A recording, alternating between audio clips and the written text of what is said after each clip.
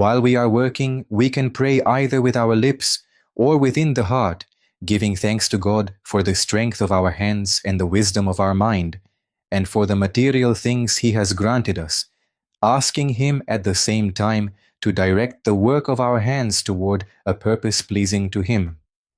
In this way, we keep our mind from being scattered.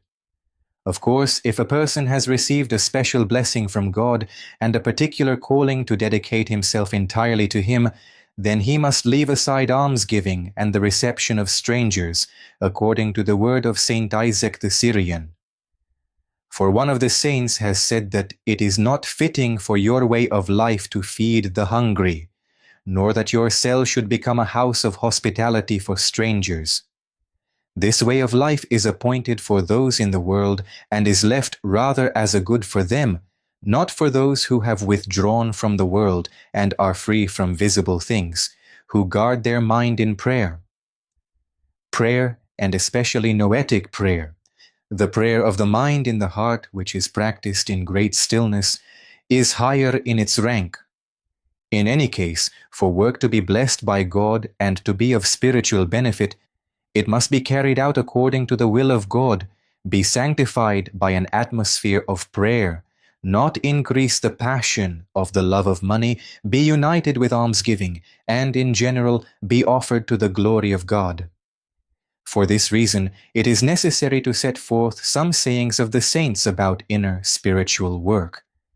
The spirit of laziness, which is closely connected with the demon of acedia, refers primarily to the inner disorder of man. Laziness is the absence of inner spiritual work.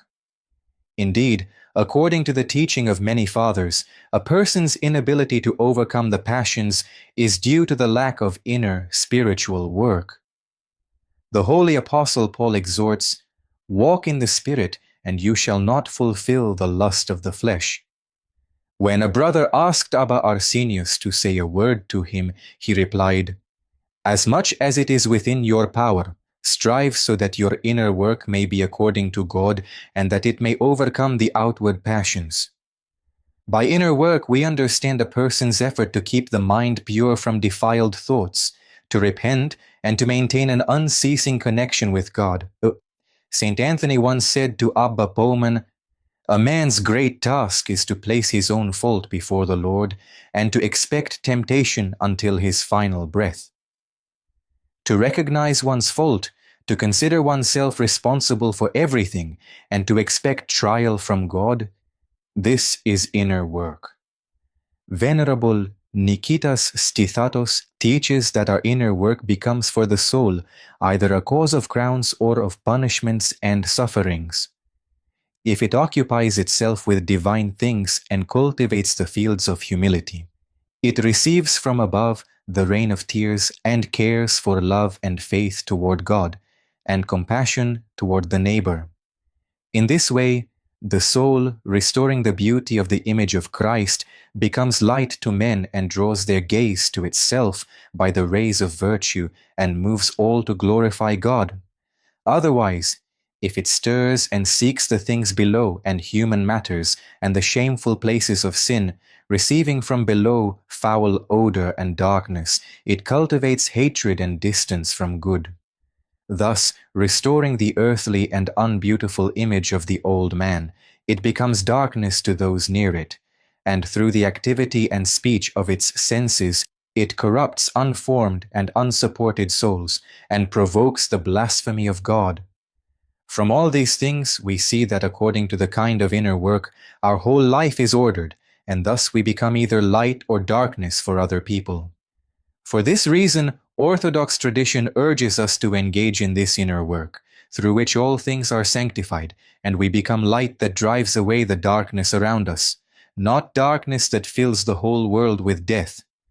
Thus, in order to accomplish a missionary work, it is necessary to fulfill these conditions. We seek the lost sheep in order to save it when we ourselves are filled with light and have the ability to enlighten others. There is need for work, both bodily and spiritual. We observe, however, that many today claim that the two cannot be united. The way modern man works demands total attention and strained care and does not help the cultivation of inner work.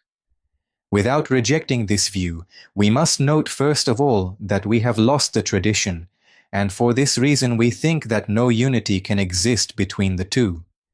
Therefore, it is a matter of a way of life that many have lost.